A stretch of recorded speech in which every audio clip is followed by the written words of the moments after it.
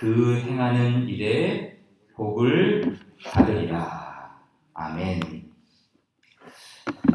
우리가 지난 시간에 감사에 대해서 나누었습니다. 감사는 선한 일, 곧 빛의 열매를 넉넉히 맺는 일입니다. 하이델베르크 요리문답 86문이 다음과 같이 가르치고 있음을 우리는 확인했습니다. 우리의 공로가 조금도 없이 그리스도로 말미암아 오직 은혜로 우리의 죄와 비참함으로부터 구원을 받았는데 우리는 왜 또한 선행을 해야 합니까? 이 선행에 대한 이유를 묻고 있는 것이죠. 답은 세 가지로 간추릴 수 있었습니다. 그리스도께서 그의 보혈로 우리를 구속하셨을 뿐 아니라 그의 성령으로 우리를 새롭게 하여 그분의 형상을 닮게 하시기 때문이죠. 이것은 우리가 모든 삶으로서 하나님의 은덕에 감사하고 하나님께서 우리를 통해 찬양 받으시기 위함이며, 마지막 또한 우리 각 사람이 그 열매로서 자신의 믿음에 확신을 얻고 경건한 삶으로서 다른 사람을 그리스도에게 인도하기 위함입니다. 바로 이와 같은 성도의 모습이 감사하는 성도의 삶이며 하나님께 영광 돌리는 아름다운 믿음의 모습이죠. 그러므로 주님께서는 우리에게 선한 일을 명하셨습니다. 에베소서 2장 8절에 있는 말씀이죠. 너희는 그 은혜에 의하여 믿음으로 말미암아 구원을 받았으니 이는 너희에게서 난 것이 아니요 하나님의 선물이라. 아주 유명한 말씀이죠. 믿음에 대한 말씀. 이 에베소서 2장 8절이죠. 그리고 그 다음 9절, 10절. 10절에 있는 말씀이 무엇인지 아십니까? 사람들은 8절은 많이 알지만 10절은 잘 모르는 것 같아요. 10절이 어떤 말씀입니까?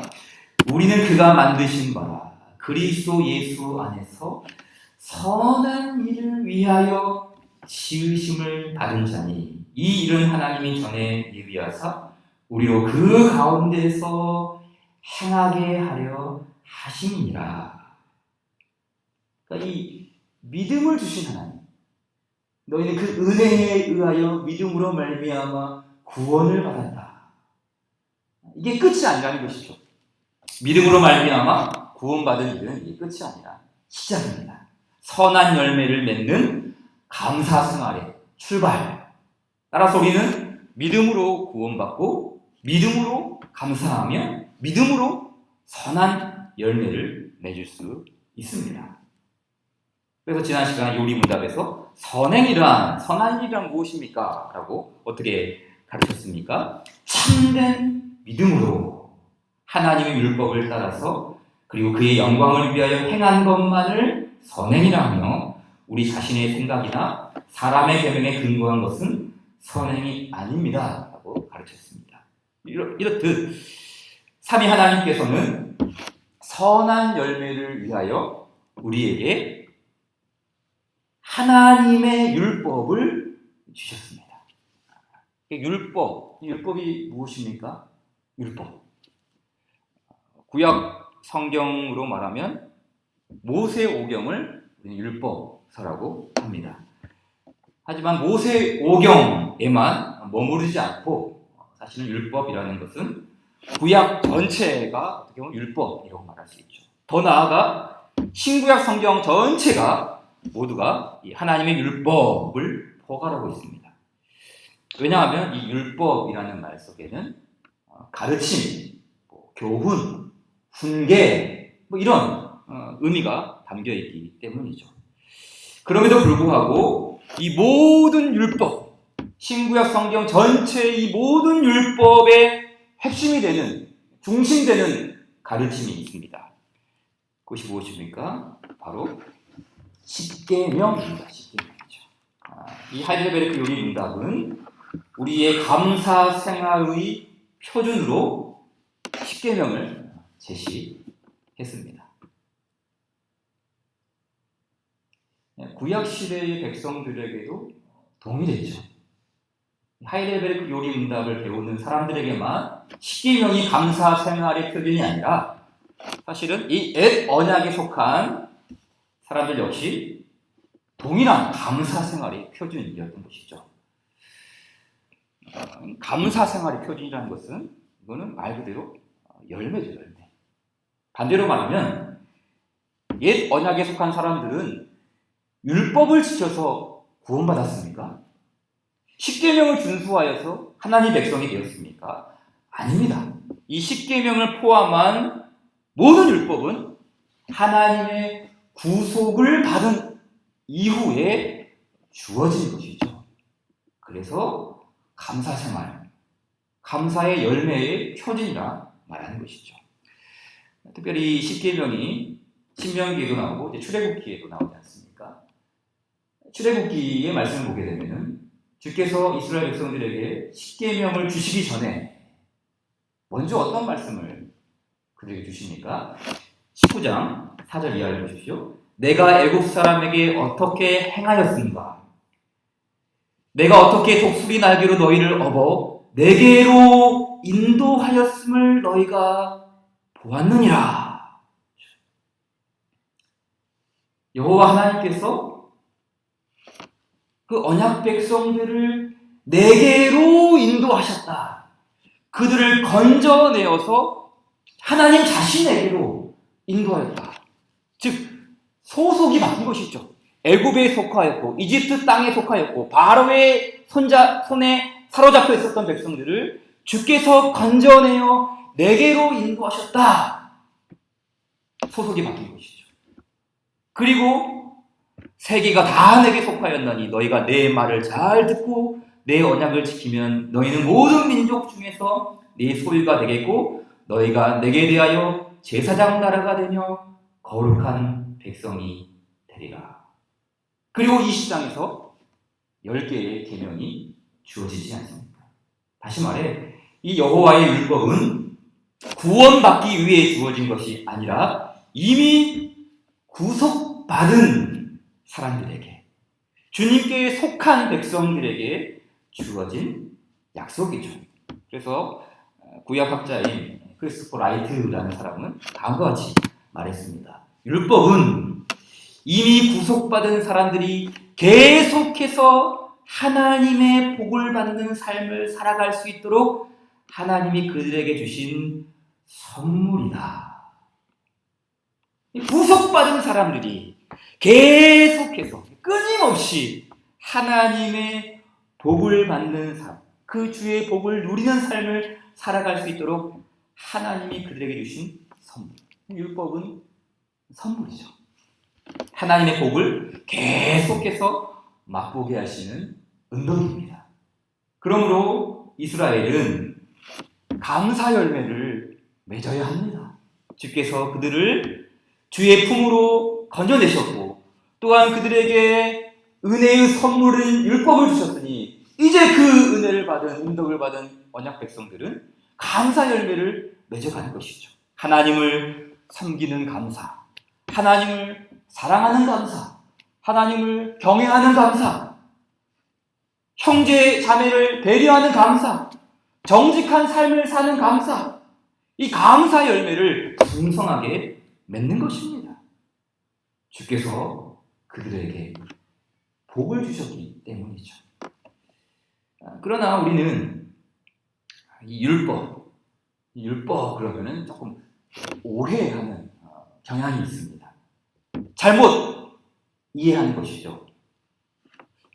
먼저 십계명만이 아니라 이 율법 전체죠. 이 율법을 우리가 어떤 오해를 합니까? 곰곰이 생각해 보니까 이 율법은 우리를 속박하는 계명이다.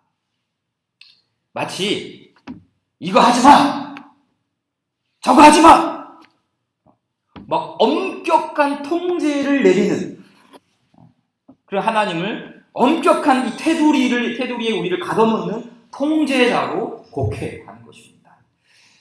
우리가 가끔씩 이제 우리 사람들 중에서도 이런 사람들이 있죠. 자녀를 기를 때 막 엄격한 부모들, 그리고 그 엄격한 부모 밑에서 자라난 아이들이 있습니다. 근데 그 자녀들의 그런 삶을 보게 되면은 나중에 어른이 돼서 보면 정말 반듯합니다.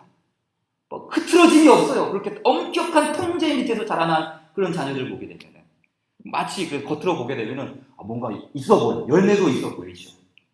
그러나 그런 사람들이 그런 정해진 규정에서 조금만 벗어나면 용납이 안 됩니다.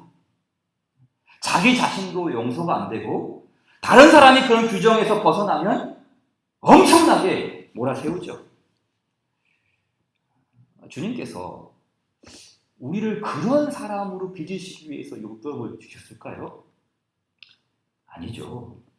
주님께서는 우리의 목을 죄기 위하여 율법을 주셔서 정말 답답할 정도로 꽉 막힌 삶을 살도록 그런 삶을 살기 위해서 율법을 주셨겠습니까? 아닙니다. 오히려 이 하나님의 계명은 자유의 계명이죠. 자유의 계명. 왜 그렇습니까? 주께서 이스라엘 백성들을 자유케 하셨습니다. 이 언약 백성들을 노예와 억압과 압박과 바로의 손아귀에 묶여있던 어둠의 통치 아래 있던 그들을 자유롭게 하신 하나님이시죠. 이러한 자유를 주신 하나님께서 다시 속박하는 율법을 주셨겠습니까? 결단코 그럴 수 없습니다. 주님의 계명은 이미 자유를 얻은 백성들에게 그 자유를 보존하도록 이끄는 언덕이죠. 그 자유의 율법이죠. 그래서 야고보는 어떻게 말씀했습니까? 자유롭게 하는 온전한 율법이라는 말씀으로 가르치죠. 자유롭게 하는 온전한 율법. 그러니까 우리를 속박하고 막 엉터리로 만드는 그런 율법이 아니라 자유롭게 하고 우리를 온전하게 세우는 율법. 주께서 우리에게 주신 그 자유를 더욱 온전하고 더욱 완벽하며 더욱 아름답게 하는 그 자유롭게 하는 온전한 율법이죠. 그래서 우리가 하나님의 말씀을 지키면 더 큰 자유를 얻습니다.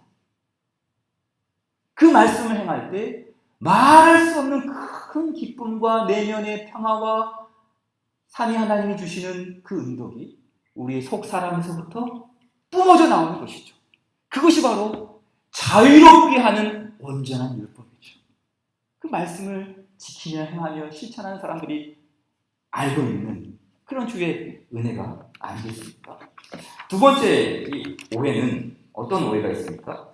우리는 이 율법을 보고 하나님은 정말 무서운 하나님이다. 십계명을 지키지 않으면 저주를 퍼붓고 망하게 하고 벌을 내리는 분으로 하나님을 규정하죠. 물론 언약에 신실하지 않았던 이스라엘은 징계를 받았습니다. 하나님의 계명을 버렸고 또 하나님 자신을 버린 대가를 혹독하게 치렀습니다.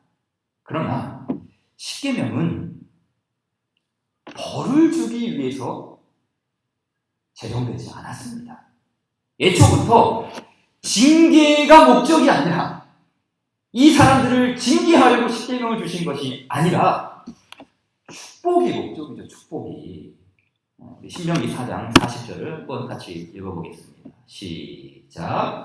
오늘 내가 네게 명령하는 여호와의 규례와 명령을 지키라. 너와 내 후손이 복을 받아 내 하나님 여호와께서 내게 주시는 땅에서 한없이 오래 살리라. 이 신명기 4장에서 이 말씀하시고 5장에 넘어와서 십계명을 주시지 않습니까? 그 율법을 주신 이유가 무엇인가? 복을 주시기 위하여 그 언약 백성들에게 복을 주신 하나님께서 그 복을 유지할 수 있도록 그 복을 더 확장할 수 있도록 그 복을 더 크게 완성할 수 있도록 그것을 위하여 계명을 주셨지 벌을 위하여 제정하신 것이 아닙니다. 시편 말씀을 한번 보십시오. 여호와의 율법은 완전하여 영혼을 소성시키며 여호와의 증거는 확실하여 우둔한 자를 지혜롭게 하며 여호와의 교훈은 정직하여 마음을 기쁘게 하고 여호와의 계명은 순결하여 눈을 밝게 하시도다. 여호와를 경외하는 도는 정결하여 영원까지 이르고 여호와의 법도 진실하여 다 의로우니 금 곧 많은 순금보다 더 사모할 것이며 꿀과 송의 꿀보다 더 달도다. 주님의 계명을 어떻게 이해하고 있습니까? 이 주님의 계명을 막 무서워서 벌벌 떠는 그런 계명으로 이해하고 있습니까? 아, 주께서 우리를 골탕 먹이기 위해서 이 율법을 주셨구나, 그렇게 불평하고 있습니까? 아닙니다. 주의 계명은 감사의 계명이죠. 기쁨의 계명입니다. 주의 백성들이 누리는 행복 계명 아니겠습니까? 여호와의 율법은 완전하여 나의 영혼을 소송시키십니다. 여호와의 증거는 확실하여 이 우둔한 자를 지혜롭게 하고 있습니다. 내 마음을 기쁘게 하고 내 눈을 밝게 하며 나를 정결하게 이끄는 참으로 귀한 주의 법도입니다. 십계명은 감사계명, 기쁨계명, 행복계명이죠. 주의 백성들이 이루는 아름다운 계명 아니겠습니까? 그러므로 우리가 십계명을 이해할 때는 항상 시편 119편 105절 말씀을 염두에 두어야 합니다. 우리 잘 아는 말씀이죠. 주의 말씀은 내 발의 등이요 내 길의 빛입니다. 성경 말씀 전체가 내 발의 등이요 내 길의 빛이지만 그거 성경을 하나로 축약한다면 어떻게 말할 수 있습니까? 십계명은 내 발의 등이요 내 길의 빛입니다. 이 주께서 주신 우리에게 허락하신 10가지 계명, 이 십계명은 내 발의 등이요 내 길의 빛입니다. 그 구약의 백성들이, 구약의 언약 자손들이 바로 이 주께서 주신 그 말씀을 자신의 발의 등으로, 자신의 길의 빛으로 그렇게 이해하며 그렇게 사모하며 그렇게 따랐던 것 아니겠습니까? 십계명을 감사와 기쁨과 행복 계명으로 받는 것이죠. 마지막 세 번째 오해를 잡겠습니다. 오해를 바로 잡아야 되겠죠? 자, 어떤 오해가 있을까요? 십계명은 우리를 율법주의로 이끄는 계명이 아닌가? 그런 또 오해가 있죠. 율법을 강조하고 율법을 피력하다 보면 우리도 모르게 율법주의로 흐를 수 있습니다. 신약 시대에는 종교 지도자들이 율법주의로 전락하였고 또 거짓 교사들이 율법을 앞세우지 않았습니까? 그러다 보니 율법 그러다 보니 자연스럽게 우리는 어떤 분위기가 형성이 되었습니까? 아, 율법은 그다지 중요하지 않다. 기독교는 복음이지 율법이 아니다. 복음을 믿는 사람들이 기독교인이지 율법을 따르는 자들이 아니다. 율법을 배척하는 그런 공기가 이렇게 교회 안에 주입된 것이죠. 어떤 설문조사에 보니까 서구 교회에서는 십계명을 아는 교인들이 많지 않다고 합니다. 십계명 그러니까 10가지 계명은 있겠지라고 말하지만 어떤 것들이 있는가 말해보시오 하면은 교회를 오랫동안 다녔어도 그냥 내 부모를 공경하라, 살인하지 말라 이런 정도만 알지 10가지 계명이 구체적으로 어떤 계명들을 담고 있는지 모른다는 거예요. 그렇다면 한국 교회는 어떨까요? 과연 십계명을 어떻게 이해할까요? 3,500년 전에 구성된 이 십계명이 과연 현 시대를 21세기 최첨단 산업혁명 시대를 살아가는 오늘 우리에게 십계명이 늘 의미가 있을까요? 우리는 예수님의 말씀을 기억해야 하죠. 어떤 말씀입니까? 내가 율법이나 선지자를 폐하러 온 줄로 생각하지 말라. 패하러 온 것이 아니요 완전하게 하려 함이라. 예수님은 율법주의는 배척하셨습니다. 그렇죠? 예수님이 패하신 것은 율법주의이지 율법 자체를 패하신 것이 아닙니다. 오히려 율법을 바르게 해석해 주셨어요. 이 율법을 어떻게 우리가 받아야 하는지를 분명하게 해석해 주심으로 다시 율법, 예수님께서 다시 율법을 우리에게 주시지 않았습니까? 또한 예수님은 주께서 스스로 이 계명을 다 지키셨습니다. 요한복음 17장 4절이죠. 아버지께서 내게 하라고 주신 일을 내가 이루어 아버지를 이 세상에서 영화롭게 하였습니다. 예수님께서는 이 아버지의 계명을 다 지키셨습니다. 아버지의 뜻을 실현함으로 이 세상에서 성부를 영화롭게 하셨어요. 우리 역시 우리가 감사 열매로 하나님을 영화롭게 해야 한다고 배우지 않았습니까? 우리를 통하여 하나님께 찬송을 돌려드리고 우리의 선한 일을 통하여 하나님께 영광이 된다고 그렇게 배우지 않았습니까? 마태복음 5장 16절이죠. 이같이 너희 빛이 사람 앞에 비치게 하여 그들로 너희 착한 행실을 보고 하늘에 계신 너희 아버지께 영광을 돌리게 하라. 그럼 우리는 무엇으로 빛을 비출 수 있습니까? 무엇으로 착한 행실을 행할 수 있습니까? 무엇으로 아버지께 영광 돌릴 수 있습니까? 삼위 하나님의 뜻, 주님의 가르침이 아니겠습니까? 특별히 이 절대 진리를 잃어버린 오늘날에 이 주의 계명, 주의 말씀은 참 시급하죠. 노트크 볼프라는 독일 신학자가 이런 이야기를 했어요. 잘 들어보세요. 내가 어떻게 살아가야 할지는 다른 사람이나 절대자가 규정하는 것이 아니라 자신이 스스로 결정하는 것이라고 배웠다.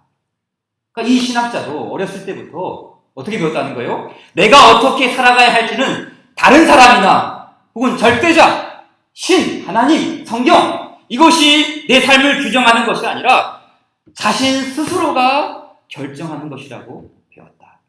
하지만 하나님과 나를 연결하는 탯줄이 끊어진다면 나 자신의 의지가 삶의 기준이 된다면 무언가를 잃고 말 것이다. 이 신학자는 그 주의 계명을 무엇으로 비유했습니까? 하나님과 나를 연결하는 탯줄이에요. 탯줄. 하나님과 나를 연결하는 탯줄. 그러니까 세속 사회는 이것을 끊어버리려고 하죠. 네가 어떻게 살아가야 할지는 다른 사람이나 절대자가 규정하는 것이 아니야. 성경이 너를 규정해 주는 게 아니야. 교회의 가르침이 너한테 그런 삶을 살라고 규정하는 것이 아니야. 네 삶은 네가 알아서 선택하는 거야. 네 인생은 네가 결정하는 거 아니겠어? 이런 구닥다리 문서 3,500년이 지난 십계명이 어떻게 네 삶을 규정해 주겠어? 그런 인생은 어리석은 인생이야. 이런 가르침들이 나 자신뿐만 아니라 우리 자녀들에게도 매일같이 끊임없이 설교되고 있어요. TV 켜보세요. 인터넷 접속해보세요. 책 보세요. 다 어떤 내용이에요? 네가 어떻게 살아가야 할지는 다른 사람이나 절대자가 규정해 주는 것이 아니라 네 스스로가 결정하는 거야. 네 인생 네가 사는 것이지. 네 뜻대로 사는 것이지. 이게 매일매일 우리에게 들려주는 메시지가 이런 내용 아니겠습니까? 그러다 보니 하나님과 나를 연결하는 탯줄 끊어진 거 아닙니까? 하나님과 나를 연결하는 탯줄 이거 지금 제대로 붙어 있는 거 맞습니까? 우리가 잘 아는 종교개혁가인 마르틴 루터가 교회를 개혁했죠. 그는 교회 개혁이라는 게 다른 게 아니에요. 뒤집어 엎는 게 교회 개혁이 아니죠. 교회 개혁이란 바른 교회를 세우는 것. 그게 바로 교회 개혁 아닙니까? 바른 교회. 그가 교회를 개혁할 때 무엇으로 교회를 바르게 세워나갔습니까? 다른 게 아니에요. 하나님과 나를 연결하는 탯줄이에요. 하나님과 나를 연결하는 탯줄. 십계명을 성도들에게 가르친 것이죠.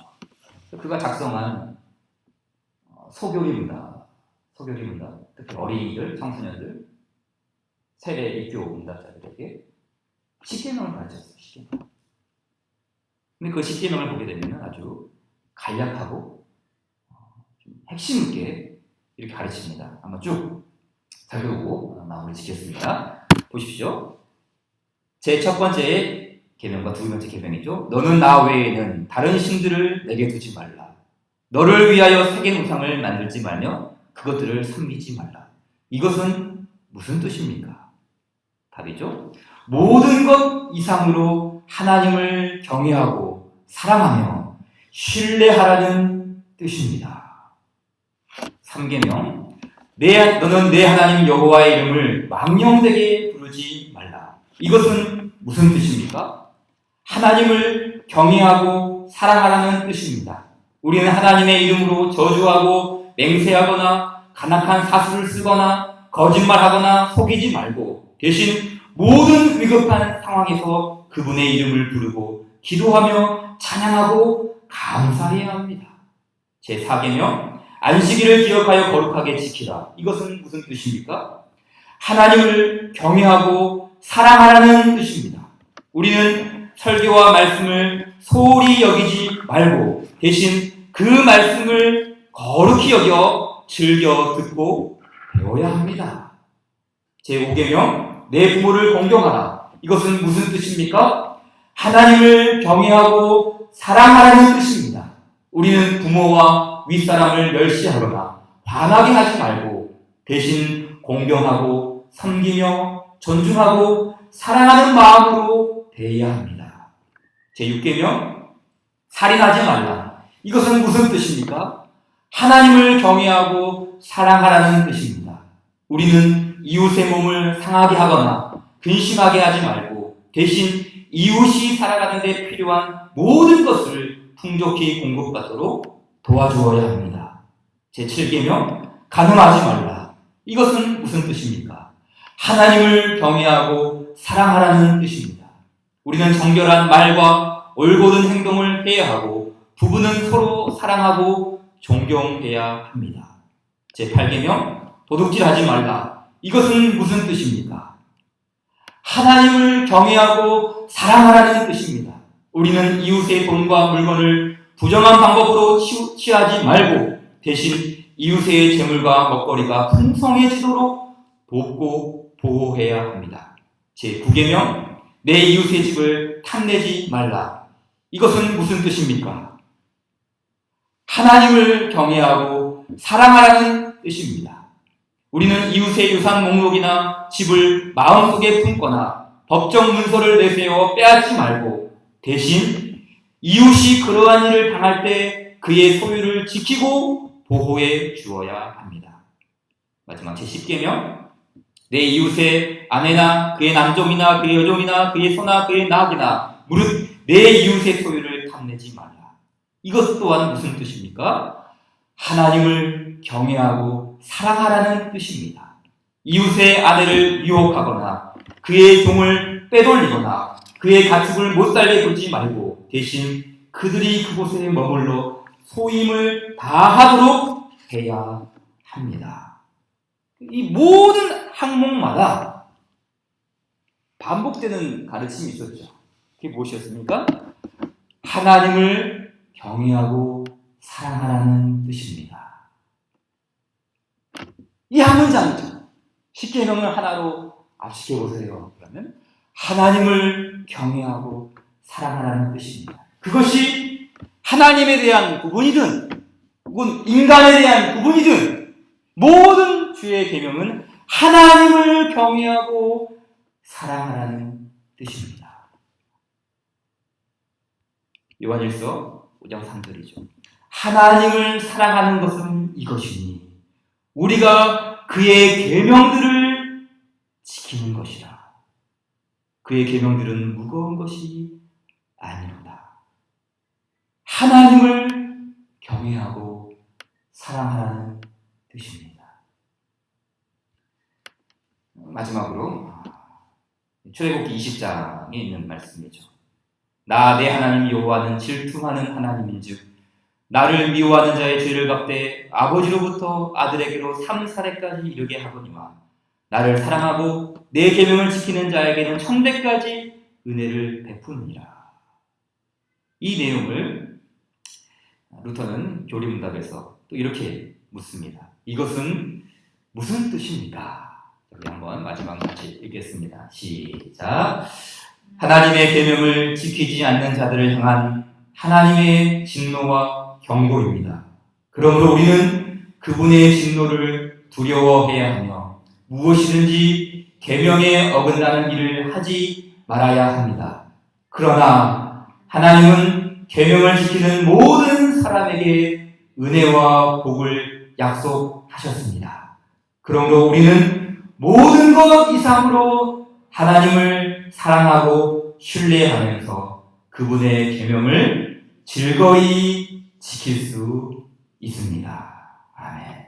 이것이 바로 하나님을 경외하고 사랑하는 백성들이 지키는 행복 계명, 기쁨의 계명, 감사의 계명, 하나님과 나를 연결하는 탯줄이죠. 하나님과 나를 연결하는 탯줄. 그래서 하나님께서 우리를 사랑하시기에 그 사랑을 공급해 주시고 그 사랑에 공급을 받은 우리 역시 하나님을 경외하고 사랑하면서 그 탯줄로 인한 주의 말씀을 지켜나가는 주를 경외하는 우리의 모습. 바로 이러한 선한 일을 위해 주께서 은혜와 축복의 탯줄을 우리에게 붙여 주셨습니다. 그러나 우리 역시 하나님을 경외하고 사랑하면서 그분의 계명을 즐거이 지켜나가기를 주님의 이름으로 축원드립니다. 주신 말씀 기억하며 546장 마치겠습니다. 546장입니다.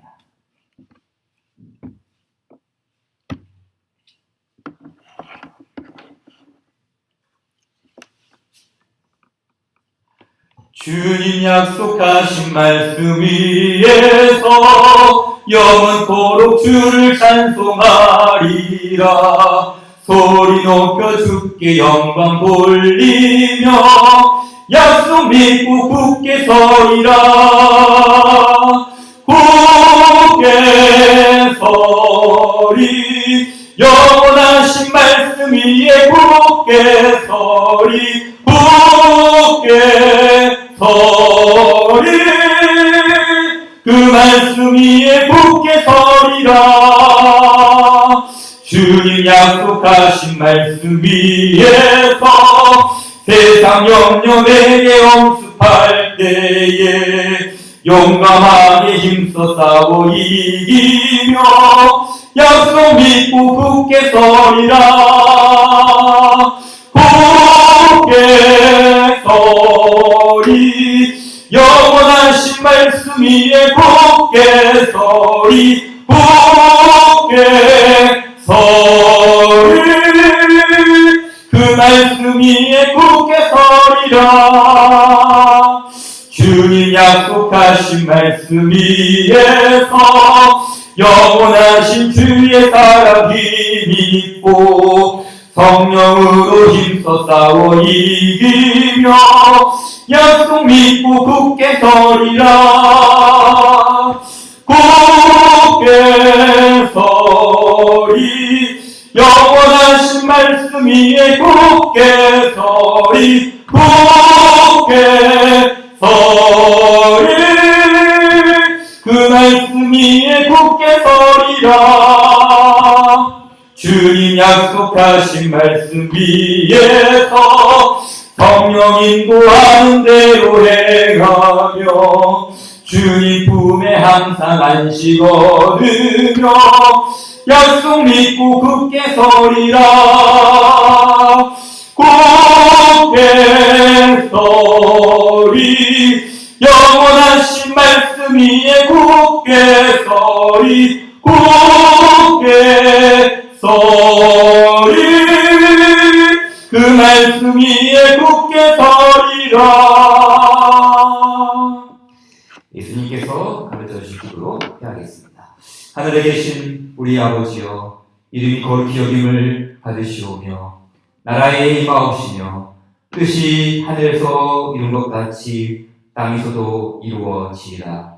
오늘날 우리에게 일용할 양식을 주옵시고 우리가 우리에게 죄 지은 자를 사하여 준 것 같이 우리 죄를 사하여 주옵시며 우리를 시험에 들게 하지 마옵시며 다만 악에서 구하옵소서. 대개 나라와 권세와 영광이 아버지께 영원히 있사옵나이다. 아멘.